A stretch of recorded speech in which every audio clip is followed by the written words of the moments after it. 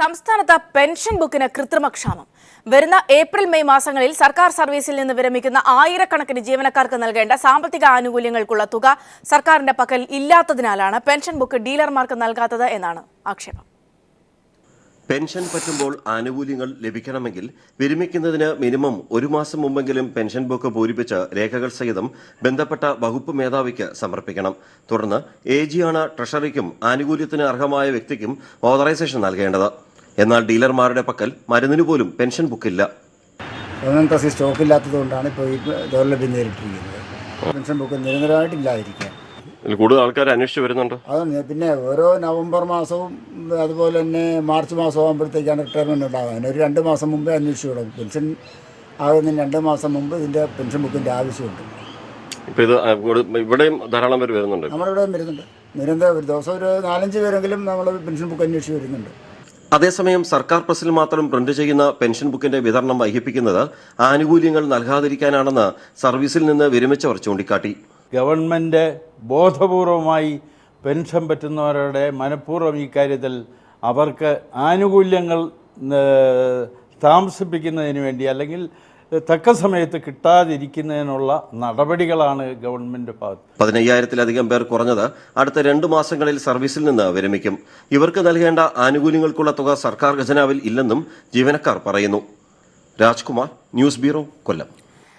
രാജ്കുമാർ ചേരുന്നുണ്ട് ഈ വാർത്തയുടെ വിവരങ്ങളുമായി. രാജ്കുമാർ, പൊതുവിൽ പെൻഷൻകാരോട് സർക്കാർ സ്വീകരിക്കുന്ന നിലപാടിൽ വലിയ ആക്ഷേപമുണ്ടായിരുന്നു. പല ഘട്ടങ്ങളിലും ഇത്തരം ആരോപണങ്ങളും നിലവിലുണ്ടായിരുന്നു. ഇതിപ്പോൾ ഏപ്രിൽ മെയ് മാസങ്ങളിൽ പെൻഷൻ ആവേണ്ടവർക്ക് ഇതിനുള്ള നിയമ നടപടികൾ ഒക്കെ തന്നെയും ശരിയാക്കി നൽകാനായി പെൻഷൻ ബുക്ക് ഒരു കൃത്രിമ ക്ഷാമം എന്ന നിലയിലാണ് ഇപ്പോഴത്തെ അവസ്ഥ. എന്താണ് ഇതുമായി ബന്ധപ്പെട്ട് നമുക്ക് ലഭിക്കുന്ന വിവരങ്ങൾ? സൗമ്യ, ഞാൻ നേരത്തെ സൂചിപ്പിച്ചതുപോലെ 15,000 മുതൽ 22,000-ഓളം ജീവനക്കാരാണ് ഏപ്രിൽ മെയ് മാസങ്ങളിൽ സംസ്ഥാനത്ത് വിരമിക്കാൻ ഒരുങ്ങുന്നത്. അപ്പോൾ ആ വിരമിക്കുന്നവർക്ക് അവരുടെ ഇത്രയും കാലത്തെ 25-30 വർഷത്തെ സേവനകാലത്തെ നിരവധി സാമ്പത്തിക ആനുകൂല്യങ്ങളുണ്ട്. EPF ഉൾപ്പെടെയുള്ള ഈ ആനുകൂല്യങ്ങളൊക്കെ ലഭിക്കണമെങ്കിൽ ഇവരെ പെൻഷൻ ബുക്ക്, അത് വിരമിക്കുന്നതിന് 2 മാസം മുമ്പെങ്കിലും പെൻഷൻ ബുക്ക് വാങ്ങി അതിൽ ഇവരുടെ ഈ സർവീസ് തുടങ്ങിയ കാലം മുതലുള്ള ഇവരുടെ തസ്തിക തുടങ്ങി വിവിധ അവരുടെ ഈ സർക്കാർ സർവീസിലെ അവരുടെ മുഴുവനും കാര്യങ്ങൾ രേഖപ്പെടുത്തി അതിന്റെ രേഖകൾ സഹിതം വകുപ്പ് മേധാവിക്ക് സമർപ്പിക്കണം. വകുപ്പ് മേധാവി ഇത് ബന്ധപ്പെട്ട അതിന്റെ പ്രോപ്പർ ചാനൽ വഴി AG ഓഫീസിലേക്ക് നൽകും. AG ഓഫീസാണ് ഈ ജീവനക്കാർക്കും അതുപോലെ ട്രഷറിക്കും, പെൻഷൻ സബ് ട്രഷറിക്കും ഉൾപ്പെടെ ഈ ഓതറൈസേഷൻ നൽകുന്നത്. ഇവർക്ക് ഇത്ര ആനുകൂല്യങ്ങൾ നൽകണമെന്നുള്ള ഇത് ഉത്തരവിടുന്നത് AG ഓഫീസാണ്. അപ്പോൾ AG ഓഫീസിൽ എത്തേണ്ട ഈ ബുക്കുകൾ ഉണ്ടെങ്കിൽ മാത്രമേ ഈ നടപടികൾ നടക്കുള്ളൂ. ഗവൺമെന്റ് പ്രസിൽ മാത്രമേ നിലവിൽ പെൻഷൻ ബുക്ക് പ്രിന്റ് ചെയ്യാൻ നിയമപരമായ അവകാശമുള്ളൂ. ഇത് വിവിധ സംസ്ഥാനത്തെ വിവിധ ബുക്ക് ഡീലർമാർക്ക് ഇത് ഈ പെൻഷൻ ബുക്ക് നൽകും. ഇത് അവിടെ ഇത് ലഭ്യമാവുന്ന മുറയ്ക്ക് ജീവനക്കാർ വാങ്ങി ഈ പെൻഷൻ ബുക്ക് പൂരിപ്പിച്ച് വകുപ്പ് മേധാവിക്ക് നൽകുന്നതാണ് ഒരു സിസ്റ്റം. എന്നാൽ കഴിഞ്ഞ ഒരു 1.5-2 മാസമായി സംസ്ഥാനത്ത് പെൻഷൻ ബുക്ക് ഇല്ല. ഒരു ഡീലർമാരുടെ പക്കലും ഇല്ല. പഴയതുപോലും ഇത് നാശത്തിന്റെ വക്കിലെത്തിയതുപോലും ജീവനക്കാർ തുകയ്ക്ക് വാങ്ങിക്കൊണ്ടുപോയ ഒരു സംഭവം വരെ കൊല്ലം ജില്ലയിൽ ഉണ്ടായിട്ടുണ്ട്. ഇത് കേരളം മുഴുവനുമുള്ള ഒരു പ്രശ്നമാണ് ഞാൻ ഈ ചൂണ്ടിക്കാട്ടുന്നത്. അതായത് ഒരു കുറഞ്ഞത് 200 കോടി രൂപയെങ്കിലും സർക്കാരിന് ഈ ആനുകൂല്യങ്ങൾ വിതരണം ചെയ്യാനായി വേണ്ടിവരുമെന്നുള്ളതാണ് സർവീസ് സംഘടനയിലെ നേതാക്കന്മാർ നൽകുന്ന വിവരം.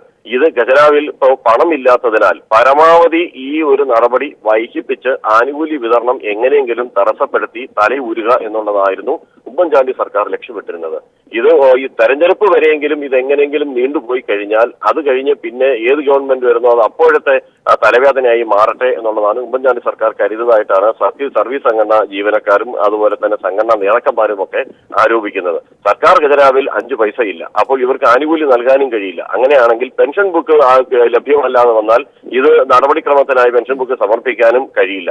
ആ ഒരു സമയം കണ്ടെത്തുക എന്നുള്ളതായിരുന്നു ഇതിന്റെ ഗൂഢലക്ഷ്യം എന്നാണ് ഇപ്പോൾ പറയപ്പെടുന്നത്. ഗവൺമെന്റ് പ്രസിൽ ഇത് ഒരാഴ്ചക്കകം അല്ലെങ്കിൽ 2 ആഴ്ചക്കകം ഇത് കിട്ടുമെന്നാണ് വിവിധ ബുക്ക് ഡീലർമാർ പറയുന്നുണ്ടെങ്കിലും അതിപ്പോഴും അനിശ്ചിതാവസ്ഥയിലാണ്. ഇത് എപ്പോൾ കിട്ടുമെന്ന് ആർക്കും അറിയാത്തൊരു സാഹചര്യമുണ്ട്. ജീവനക്കാർ ഓരോ ഡീലർമാരെ ബുക്ക് ഡിപ്പോകളിൽ കയറി ഇറങ്ങുന്ന സ്ഥിതിയാണ് ഇപ്പോൾ കാണാൻ കഴിയുന്നത്. രാജ്കുമാറാണ് വിവരങ്ങൾ നൽകിയത്. സംസ്ഥാനത്ത് പെൻഷൻ ബുക്കിന് കൃത്രിമ ക്ഷാമം നേരിടുന്നു. ഏപ്രിൽ മെയ് മാസങ്ങളിൽ പെൻഷൻ ആവേണ്ടവർക്ക് അതുമായി ബന്ധപ്പെട്ട ഡീറ്റെയിൽസ് ഒക്കെ നൽകാൻ ഉള്ള കാലതാമസം നേരിടുമെന്ന് വ്യക്തമായിരിക്കുകയാണ്.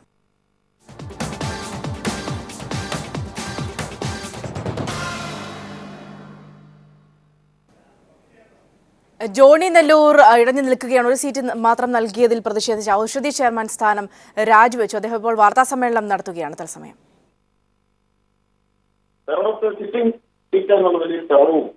അംഗവാദിയും ഈ 2 സീറ്റിന്റെ കാര്യത്തിൽ വിട്ടുവീഴ്ചയില്ല എന്ന് ഞങ്ങൾ അറിയിക്കുന്നു. അതിനു പുറമെ 4 സീറ്റുകൾ ഞങ്ങൾ ആവശ്യപ്പെട്ട മറ്റു 2 സീറ്റുകൾ കുട്ടനാട് അല്ലെങ്കിൽ ഉടുമ്പൻചോല, കൊട്ടാരക്കര അല്ലെങ്കിൽ പുനലൂർ, ഈ 4 സീറ്റുകളിൽ ഏതെങ്കിലും 2 സീറ്റ്, അങ്ങനെയാണ് ഞങ്ങൾ ആവശ്യപ്പെട്ടത്. കാര്യത്തിൽ വിട്ടുവീഴ്ചയില്ല എന്ന് ഞങ്ങൾ അറിയിച്ചിരുന്നു. അതിനു പുറമെ 4 സീറ്റുകൾ ഞങ്ങൾ ആവശ്യപ്പെട്ട മറ്റു 2 സീറ്റുകൾ കുട്ടനാട് അല്ലെങ്കിൽ ഉടുമ്പൻചോല, കൊട്ടാരക്കര അല്ലെങ്കിൽ പുനലൂർ, ഈ 4 സീറ്റുകളിൽ ഏതെങ്കിലും 2 സീറ്റ്, അങ്ങനെയാണ് ഞങ്ങൾ ആവശ്യപ്പെട്ടിരുന്നത്. ഇപ്പം 2 വട്ടം സീറ്റ് ചർച്ചകൾ നടന്നുവെങ്കിലും ഒരു സീറ്റിനെ കുറിച്ചും ഒരഭിപ്രായവും കോൺഗ്രസ് നേതൃത്വത്തിന്റെ ഭാഗത്തുനിന്ന് ഉണ്ടായിട്ടില്ല. പാർട്ടി പ്രവർത്തകരെ വേദനിപ്പിക്കുന്ന വാർത്തകൾ മാധ്യമങ്ങളിലൂടെ വന്നുകൊണ്ടിരിക്കുന്നു. അങ്കമാലി സീറ്റ് ജേക്കബ് ഗ്രൂപ്പിന് ഇല്ല എന്ന് ഇന്നലെ മാധ്യമങ്ങളിലൂടെ വാർത്ത വന്നു. ഞങ്ങളോട് ഇതുവരെ പറഞ്ഞിട്ടില്ല, സീറ്റ് തരില്ല എന്ന് പറഞ്ഞിട്ടില്ല, അല്ലെങ്കിൽ ഏതെങ്കിലും സീറ്റ് തരുമെന്ന് പറഞ്ഞിട്ടില്ല. പാർട്ടി പ്രവർത്തകർ വല്ലാതെ ഉത്കണ്ഠാകുലരും ക്ഷുഭിതരുമാണ്. പാർട്ടിയെ അപമാനിക്കുന്ന ഇതുപോലുള്ള പ്രചാരണം ഏത് ഭാഗത്തുനിന്നുണ്ടായാലും അത് പ്രതിഷേധാർഹമാണ്. ഞാൻ ആ പ്രതിഷേധം മറച്ചു വെക്കുന്നില്ല, അത് അങ്ങേയറ്റം പ്രതിഷേധാർഹമാണ്. പാർട്ടി പ്രവർത്തകരുടെ വികാരം ഞാൻ നിങ്ങളോട് പങ്കുവയ്ക്കുകയാണ്. സീറ്റ് ചർച്ച ഇന്ന് 4 മണിക്ക് തുടരാം എന്നാണ് ഇന്നലെ അറിയിച്ചിരിക്കുന്നത്. ഞാൻ ഇന്നലെ മാധ്യമങ്ങളോട് അത് മാത്രമേ പറഞ്ഞുള്ളൂ. ഇന്നലത്തെ ചർച്ച തൃപ്തികരമായിരുന്നില്ല, ഇന്ന് തുടരും എന്ന് മാത്രമേ പറഞ്ഞിരുന്നുള്ളൂ. അതിലപ്പുറം ഒന്നും ഞാൻ ഇന്നലെ പറഞ്ഞിരുന്നില്ല. ഇന്ന് സീറ്റ് ചർച്ച നടക്കുമ്പോൾ പാർട്ടിയുടെ പ്രതിനിധികൾ പങ്കെടുക്കും. പാർട്ടി ചെയർമാൻ എന്നുള്ള നിലയിൽ ഞാൻ പങ്കെടുക്കില്ല.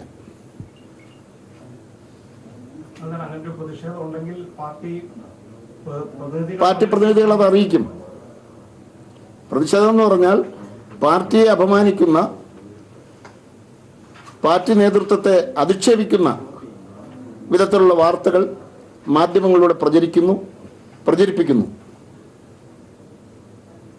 ഈ 2 അഭിപ്രായം ഇക്കാര്യത്തിൽ നിങ്ങളുടെ പാർട്ടിക്കുള്ളിലുണ്ടോ?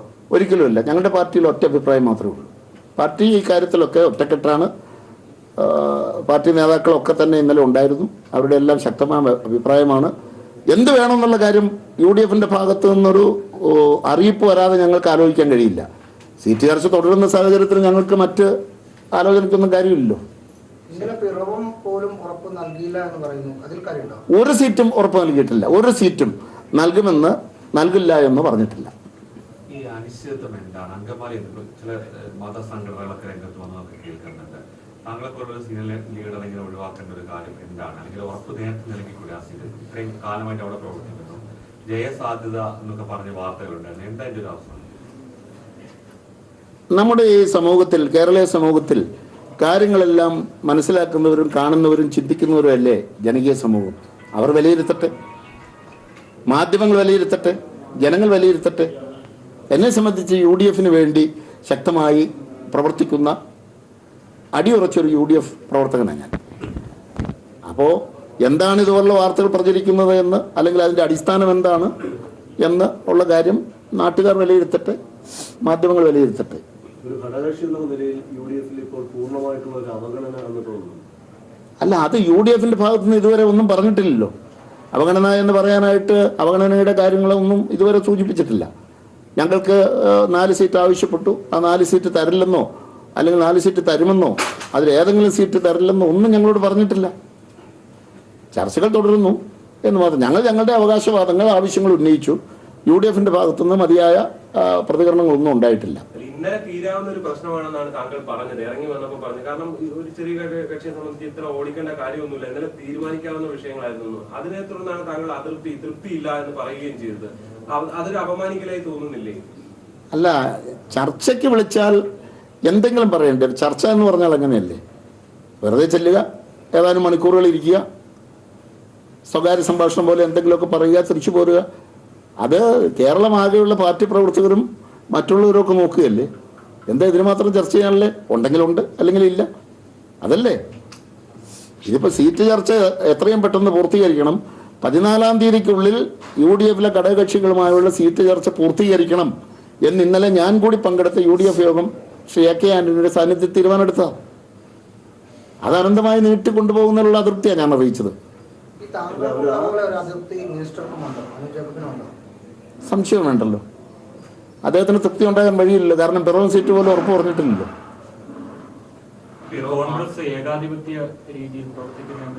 എന്ന് ഞാൻ പറയുന്നില്ല. ഘടകകക്ഷികളെ എല്ലാം വിശ്വാസത്തിലെടുത്ത് പോകുവാനുള്ള ചുമതലയും ഉത്തരവാദിത്വവും കോൺഗ്രസിനുണ്ട്. മുന്നണിക്ക് നേതൃത്വം കൊടുക്കുന്ന കക്ഷി എന്നുള്ള നിലയിൽ ഒരു ഘടകകക്ഷിയെയും വേദനിപ്പിക്കാതെ അവരെല്ലാം ഉൾക്കൊണ്ടുകൊണ്ട് വിശ്വാസത്തിലെടുത്ത് പോകുവാനുള്ള ഉത്തരവാദിത്വവും ചുമതലയും കോൺഗ്രസ് പാർട്ടിക്കുണ്ട്.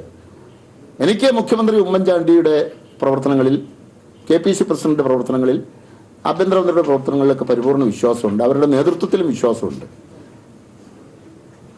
ഇതിനകത്ത് ഈ സീറ്റ് ചർച്ചയുമായി ബന്ധപ്പെട്ട ഇത് സീറ്റ് നിങ്ങൾക്ക് നൽകുന്ന കാര്യത്തിൽ ആരുടെയെങ്കിലും ഭാഗത്തുനിന്ന് എതിർപ്പ് ഈ ചർച്ചകൾ വന്നിട്ടുണ്ട്? എൻ്റെ അറിവിൽ ആരുടെ ഭാഗത്തൊന്നുമില്ല. പിന്നെ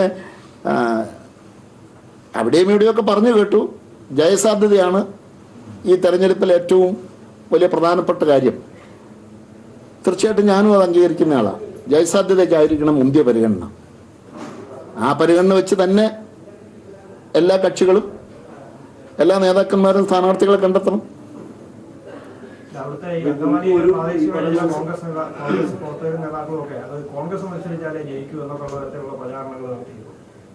അല്ല, ഞാൻ ചോദിക്കട്ടെ, അതേ പ്രചരണം നടന്ന സ്ഥലമാണല്ലോ കുന്നംകുളം.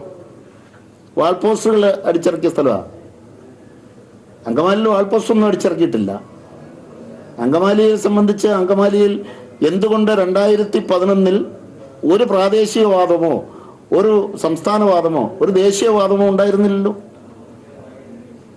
ആ തെരഞ്ഞെടുപ്പിൽ എന്നെ അങ്ങോട്ട് സ്ഥാനാർത്ഥിയാക്കി പറഞ്ഞയക്കുമ്പോൾ ആർക്കും അവകാശവാദമില്ലായിരുന്നു.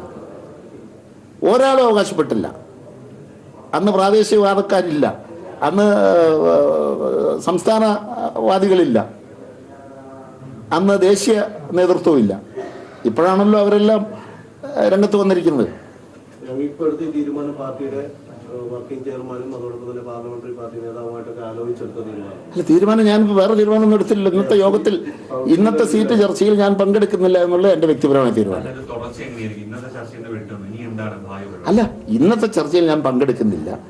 അത് പല പല കാരണങ്ങളാൽ എനിക്ക് രാജിക്കത്ത് കൊടുത്ത ശേഷം തൃശ്ശൂരിൽ പോയി എൻ്റെ ഔദ്യോഗിക വാഹനം അവിടെ കിടക്കുക, അത് കൊണ്ടുവന്ന് ഏൽപ്പിക്കണം. എൻ്റെ കുറേ റെക്കോർഡ്സും സാധനങ്ങളെല്ലാം അവിടെ ഔഷധിയിലുണ്ട്, അതെടുത്തുകൊണ്ട് വരണം.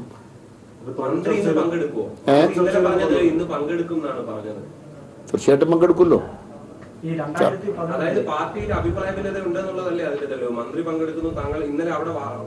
അല്ല, ഞാൻ ചോദിക്കട്ടെ, UDF യോഗങ്ങളിൽ എപ്പോഴും ഞാൻ മാത്രമാണല്ലോ പങ്കെടുക്കാറ്, മന്ത്രി പങ്കെടുക്കാറില്ല. അത് അഭിപ്രായ വ്യത്യാസം കൊണ്ടാണോ? അദ്ദേഹത്തിന് അസൗകര്യം ഉണ്ടെങ്കിൽ വരില്ല.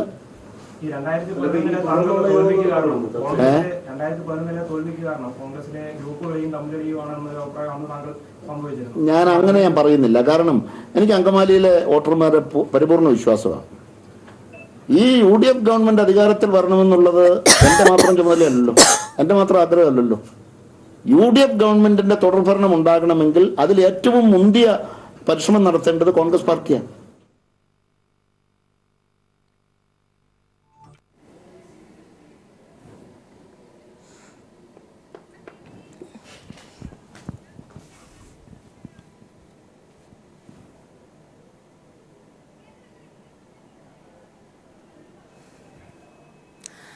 ജോണി നെല്ലൂർ വാർത്താ സമ്മേളനം നടത്തുകയായിരുന്നു.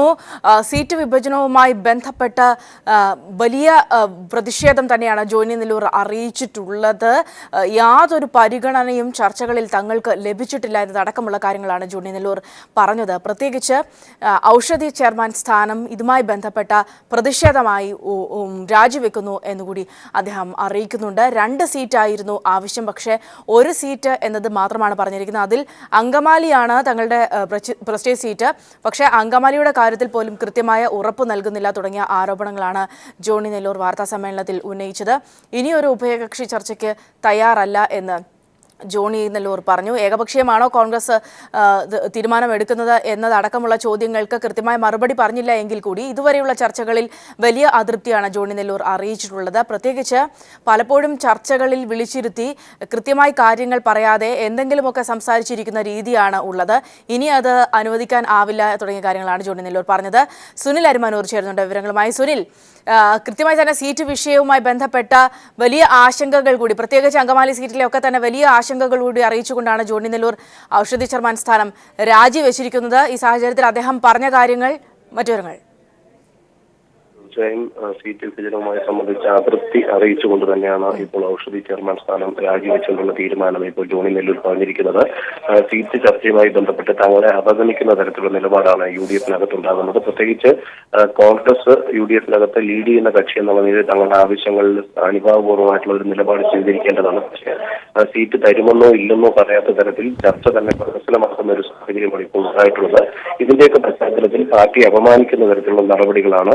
ഇത് പ്രതിഷേധാർഹമാണ്. ഇതിന്റെ സൂചനയായിട്ട് തന്നെയാണ് ഔഷധി ചെയർമാൻ സ്ഥാനം രാജിവെക്കുകയും സീറ്റ് വിഭജനവുമായി ബന്ധപ്പെട്ട തുടർ ചർച്ചകളിൽ താൻ പങ്കെടുക്കുകയില്ല എന്ന ഒരു തീരുമാനത്തിലും ജോണി നെല്ലൂർ എത്തിച്ചേർന്നിരിക്കുന്നത്.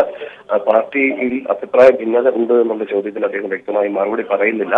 കാരണം അസൗകര്യം കൊണ്ട് ചിലപ്പോഴൊക്കെ താനും മന്ത്രിയും ഒക്കെ മാറി മാറി UDF യോഗത്തിൽ പങ്കെടുക്കുന്നുണ്ട് എന്നുള്ള ഒരു മറുപടി പറഞ്ഞുകൊണ്ടാണ് ആ ചോദ്യത്തിൽ നിന്ന് ഒഴിഞ്ഞു മാറിയിരിക്കുന്നത് ജോണി നെല്ലൂർ. അതോടൊപ്പം തന്നെ തുടർ ചർച്ചകളുമായി ബന്ധപ്പെട്ട കാര്യങ്ങളിൽ അങ്കമാലിയും പിറവും എന്ന കാര്യത്തിൽ യാതൊരു വിട്ടുവീഴ്ചയ്ക്കും തയ്യാറില്ല. പിറവും മാത്രം തന്നു കഴിഞ്ഞാൽ തുടർ നിലപാടുണ്ടായിരിക്കും എന്നുള്ളത് പിന്നീട് ചർച്ച ചെയ്യുമെന്നാണ് അദ്ദേഹം പറഞ്ഞിരിക്കുന്നത്. മറ്റ് പുതുതായി ആവശ്യപ്പെട്ട 2 സീറ്റുകൾ നൽകിയില്ലെങ്കിൽ പോലും അങ്കമാലിയും പിറവും നൽകണം എന്നുള്ള ഒരു ഉറച്ച നിലപാട് തന്നെയാണ് ഇപ്പോൾ ജോണി നെല്ലൂർ പറയുന്നത്. സുനിൽ, ഈ ഒരു സാഹചര്യത്തിൽ ഇനി ഒരു ചർച്ചയ്ക്ക് സ്പേസ് ഇല്ല, ഇനി ഒരു ഉഭയകക്ഷി ചർച്ചയ്ക്ക് തയ്യാറല്ല എന്നതടക്കമുള്ള കാര്യങ്ങൾ പറയുന്നു. ഒരു ഭാഗത്ത് 2 സീറ്റ് എന്ന ആവശ്യം ജോണി നെല്ലൂർ ഉന്നയിക്കുന്നുമുണ്ട്. പ്രത്യേകിച്ച് അങ്കമാലി സീറ്റിന്റെ കാര്യത്തിലൊക്കെ ഒരു കൃത്യമായ ഒരു ഉറപ്പ് നേതൃത്വത്തിന് ലഭിച്ചിട്ടുമില്ല. ഇനി എന്താണ് ഇനിയൊരു ചർച്ചയ്ക്ക് ഏതെങ്കിലും സാധ്യതകളുണ്ടോ? തീർച്ചയായും സൗമ്യ, ഇനിയുള്ള ചർച്ചകളെ സംബന്ധിച്ചുള്ള കാര്യങ്ങളിൽ താൻ പിന്നീട് നിലപാട് പറയും എന്നാണ് ഇപ്പോൾ പറഞ്ഞിരിക്കുന്നത്. കാരണം തുടർ ചർച്ചകളിൽ പങ്കെടുക്കുമോ എന്നുള്ള ചോദ്യത്തിൽ അദ്ദേഹം വ്യക്തമായി മറുപടി പറഞ്ഞിട്ടില്ല. മന്ത്രി അനൂപ് ജേക്കബ് യോഗത്തിൽ പങ്കെടുക്കും, അതിനകത്ത് പങ്കെടുക്കുമെന്നുള്ള തരത്തിലേക്ക് മറുപടി പറഞ്ഞുകൊണ്ടാണ് അദ്ദേഹം ഒഴിഞ്ഞു മാറിയത്. പക്ഷെ ഒരു കാര്യം വളരെ വ്യക്തമാണ്, സീറ്റ് നൽകാത്തതിലുള്ള അതൃപ്തി തന്നെയാണ് ജോണി നെല്ലൂരിന്റെ ഭാഗത്ത് ഉണ്ടായിരിക്കുന്നത്. അത് കൃത്യമായി പരസ്യമായി പ്രകടിപ്പിച്ചുകൊണ്ട് തന്നെയാണ് ജോണി നെല്ലൂർ രംഗത്തെത്തിയിരിക്കുന്നത്. കാരണം പിറവ സീറ്റ് എന്നുള്ള രീതിയിൽ വിട്ടുവീഴ്ചയ്ക്ക് തയ്യാറായിക്കൊണ്ട് അനൂപ് ജേക്കബ് പോവുകയാണെങ്കിൽ അനൂപ് ജേക്കബിൽ മാത്രം മത്സരരംഗത്ത് വരാമെന്നുള്ളത് തന്നെയാണ്. തീർച്ചയായും അങ്കമാലി സീറ്റിൽ ജോണി നെല്ലൂർ മത്സരിക്കാനായി തീരുമാനിച്ചിരുന്ന ഒരു സാഹചര്യം നേരത്തെ ചർച്ചാ വിഷയമായിരുന്നു. അതുകൊണ്ട് തന്നെ ആ സീറ്റ് കിട്ടില്ല എന്നുണ്ടെങ്കിൽ പിന്നെ മുന്നോട്ട് പോകേണ്ടതില്ല എന്നുള്ള നിലപാട് തന്നെയാണ് ജോണി നെല്ലൂർ ഇരിക്കുന്നത്. അവിടെ സുപ്രധാനമായ ഒരു കാര്യം ജോണി നെല്ലൂർ എടുത്ത് പറയുന്നത്, സീറ്റിന്റെ കാര്യത്തിൽ ഒരു സ്പേസ് അവിടെ ഇടുന്നുണ്ട്, തീരുമാനം എന്താകണമെന്ന്. പക്ഷേ അങ്കമാലിയിൽ മറ്റൊരു സ്ഥാനാർത്ഥി ആയാൽ ഒരു ചെറിയൊരു മുന്നറിയിപ്പ് കൂടി അദ്ദേഹം നൽകുന്നുണ്ട്. വോട്ടർമാർ നിശ്ചയിക്കും തുടങ്ങിയ കാര്യങ്ങൾ. സ്വാഭാവികമായും തെരഞ്ഞെടുപ്പിൽ എടുക്കുന്ന നിലപാടുകളുടെ ഒരു പ്രതിഫലനം കൂടിയായൊക്കെ ഈ ഒരു വാർത്താ സമ്മേളനവും രാജിയും ഈ സൂചനകളും ഒക്കെ വായിച്ചെടുക്കണ്ടേ? പാർട്ടിയെ വലിയ തോതിൽ അപമാനിച്ചു എന്നുള്ള ഒരു തുറന്നു പറച്ചിലാണ് ഇപ്പോൾ ജോണി നെല്ലൂർ നടത്തിയിരിക്കുന്നത്. അതിന്റെ പ്രതിഷേധം തന്നെയാണ് താനിപ്പോൾ പ്രകടമാക്കിയിരിക്കുന്നതെന്നാണ് ജോണി നെല്ലൂർ പറയുന്നത്. കാരണം ജോണി നെല്ലൂർ പാർട്ടിയിൽ വളരെ വ്യക്തമായിട്ട് നമുക്ക് പറയേണ്ടതെന്ന് വ്യക്തിപരമായിട്ടും അതുപോലെ പാർട്ടിയെയും അധിക്ഷേപിക്കുന്ന തരത്തിലാണ് കാര്യങ്ങൾ കൊണ്ടുപോകുന്നത് എന്നുള്ളത് തന്നെയാണ് അദ്ദേഹം വ്യക്തമാക്കിയിരിക്കുന്നത്. കൂടുതൽ കാര്യങ്ങൾ വീണ്ടും സംസാരിക്കുകയാണ്. സുനിൽ അരിമാനൂരാണ് വിവരങ്ങൾ നൽകിയത്. വലിയ പ്രതിഷേധത്തിൽ തന്നെയാണ് ജേക്കബ് ഗ്രൂപ്പ് ഉള്ളത്. 2 സീറ്റ് എന്ന ആവശ്യമായിരുന്നു മുന്നോട്ട് വെച്ചിരുന്നത്. പ്രത്യേകിച്ച് അങ്കമാലി സീറ്റ്, ഈ കാര്യത്തിലൊന്നും യാതൊരു തീരുമാനവും ആയിട്ടില്ല എന്ന് മാത്രമല്ല, അങ്കമാലി സീറ്റ് നൽകില്ല എന്ന തരത്തിലുള്ള മാധ്യമ വാർത്തകൾ കൂടി അദ്ദേഹത്തെ ചൊടിപ്പിക്കുന്നുണ്ട്. ഔഷധി ചെയർമാൻ സ്ഥാനം അദ്ദേഹം രാജിവെച്ചു. ഇനിയൊരു ഉഭയകക്ഷി ചർച്ചയ്ക്ക് തയ്യാറല്ല എന്നും അദ്ദേഹം പറഞ്ഞു. മലയോര വികസന സമിതി കോഴിക്കോട് തെരഞ്ഞെടുപ്പുമായി ബന്ധപ്പെട്ട വിഷയത്തിൽ ചർച്ചയ്ക്ക് തയ്യാറാണ് എങ്കിൽ വാതിലുകൾ കൊട്ടിയടക്കില്ല എന്ന് CPIM ജില്ലാ സെക്രട്ടറി പി മോഹനൻ മാസ്റ്റർ. വിവരങ്ങളുമായി സിജു കണ്ണൻ ചേരുന്നുണ്ട്. സിജു, വിവരങ്ങൾ. സൗമ്യ, കോഴിക്കോട് തിരുവമ്പാടി സീറ്റുമായി ബന്ധപ്പെട്ടാണ് CPM general secretary P Mohan മാസ്റ്ററുടെ പ്രതികരണം പുറത്തു വന്നിരിക്കുന്നത്. തിരുവമ്പാടി സീറ്റുമായി ബന്ധപ്പെട്ട് മുസ്ലിം ലീഗിൽ നിന്ന് സീറ്റ് കോൺഗ്രസ് ഏറ്റെടുക്കണമെന്നുൾപ്പെടെയുള്ള ആവശ്യങ്ങൾ ഉന്നയിച്ചുകൊണ്ട് ശക്തമായ നിലപാട് സ്വീകരിച്ചുകൊണ്ട് താമരശ്ശേരി രൂപതയുടെ കീഴിലുള്ള മലയോര വികസന സമിതി രംഗത്തുണ്ട്. ഇത് UDF വലിയൊരു പ്രശ്നമായി നിലനിൽക്കുകയാണ്. ഇതിനിടയിലാണ് CPM-ന്റെ ഒരു പ്രതികരണം വന്നിരിക്കുന്നത്. മലയോര കർഷകരുടെ താല്പര്യങ്ങൾ മുൻനിർത്തിക്കൊണ്ട് പ്രവർത്തിക്കുന്ന ആര് ചർച്ചയ്ക്ക് താല്പര്യം പ്രകടിപ്പിച്ചാലും അതുമായി ബന്ധപ്പെട്ട തുടർ ചർച്ചയ്ക്ക് CPM അതോടൊപ്പം തന്നെ LDF-ഉം തയ്യാറാണ് എന്നാണ് പി മോഹൻ മാസ്റ്റർ ഇക്കാര്യത്തിൽ നിലപാട് വ്യക്തമാക്കിയിരിക്കുന്നത്. നേരത്തെ ആസിയാൻ കരാറുമായി ബന്ധപ്പെട്ട് കരാർ ഒപ്പിട്ടത് വഴി റബ്ബറിനുണ്ടായ വിലയിടിവിലും അതോടൊപ്പം തന്നെ കസ്തൂരിരംഗൻ റിപ്പോർട്ടുമായി ബന്ധപ്പെട്ട വിഷയങ്ങളിലുമെല്ലാം മലയോരത്തെ ജനങ്ങൾ അതൃപ്തരാണ്. UDF സർക്കാരിന്റെ നിലപാടുമായി ബന്ധപ്പെട്ട് വ്യക്തമായ അതൃപ്തി ഇവർ നേരത്തെ തന്നെ രേഖപ്പെടുത്തിയിട്ടുണ്ട്. ഈ സാഹചര്യത്തിൽ UDF സർക്കാരിന്റെ കർഷക വിരുദ്ധ നിലപാടുകൾക്കെതിരെ ഒരു നിലപാട് സ്വീകരിക്കുന്ന ആരുമായും ചർച്ചയ്ക്ക് തയ്യാറാണ്. ഇത്തരത്തിൽ ഒരു ചർച്ചയ്ക്ക് ആരെങ്കിലും തയ്യാറായാൽ പുറംതിരിഞ്ഞു നിൽക്കേണ്ട സാഹചര്യമില്ല. മലയോര വികസന സമിതി ചർച്ചയ്ക്ക് തയ്യാറായി രംഗത്ത് വന്നാൽ വാതിൽ കുത്തിയിറക്കേണ്ട ഒരു സാഹചര്യം നിലവിലില്ലെന്നും പി മോഹൻ മാസ്റ്റർ പറഞ്ഞു. സൗമ്യ. സിജു, പ്രത്യേകിച്ച് 8ഓളം മണ്ഡലങ്ങളിൽ ശക്തമായ സ്വാധീനം ഉണ്ട് എന്ന് വ്യക്തമാക്കിക്കൊണ്ടാണ് കഴിഞ്ഞ ദിവസം മലയോര വികസന സമിതി രംഗത്ത് വന്നത്. ഈ ഒരു സാഹചര്യത്തിലൊക്കെ നിലവിലെ സമിതിയുടെയൊക്കെ സ്റ്റാൻഡ് എത്രത്തോളം ശക്തമാണ് ഇപ്പോൾ ഈ ഒരു സാഹചര്യത്തിൽ, പ്രത്യേകിച്ച് പി മോഹൻ മാസ്റ്റർ ഇങ്ങനെ ഒരു കാര്യം കൂടി വ്യക്തമാക്കുന്ന ഘട്ടത്തിൽ? LDF ഇങ്ങനെ ഒരു ചർച്ചയുടെ ഒരു സാധ്യത മുന്നോട്ട് വെക്കുമ്പോൾ സ്വാഭാവികമായും ഇതുമായി ബന്ധപ്പെട്ട ഒരു അനുകൂല നിലപാട് സ്വീകരിക്കുമെന്ന് തന്നെയാണ് പ്രതീക്ഷിക്കുന്നത്. നിലവിൽ മലയോര വികസന സമിതിയുടെ നേതാക്കളുമായി ഞങ്ങൾ ഫോൺ മുഖാന്തരം ബന്ധപ്പെട്ടിരുന്നു. നേരിട്ട് കാണാൻ സാധിച്ചിട്ടില്ല. ഫോൺ മുഖാന്തരം ബന്ധപ്പെട്ടപ്പോൾ തന്നെ ഇത്തരത്തിൽ ഒരു ചർച്ചയുടെ സാധ്യതയെ വളരെ പോസിറ്റീവായി തന്നെയാണ് അവർ എടുത്തിരിക്കുന്നത്. അത്തരത്തിലൊരു ചർച്ചയ്ക്ക് സാഹചര്യം ഉണ്ടെങ്കിൽ അതിനുള്ള എല്ലാ സാഹചര്യവും വരും ദിവസങ്ങളിൽ ഉടൻ ഒരുക്കുമെന്ന രീതിയിലാണ് മലയോര വികസന സമിതി നേതാക്കൾ ഇപ്പോൾ നിലവിൽ പ്രതികരിച്ചിരിക്കുന്നത്. സിജു കണ്ണനാണ് വിവരങ്ങൾ നൽകിയത്. പി മോഹൻ മാസ്റ്ററുടെ വാക്കുകൾ ലഭ്യമാണ്. മലയോര വികസന സമിതിയുമായി ചർച്ചയ്ക്ക് തയ്യാറെന്നും വാതിലുകൾ കൊട്ടിയടക്കേണ്ട സാഹചര്യം ഇല്ലെന്നും പി മോഹൻ മാസ്റ്റർ പറഞ്ഞു.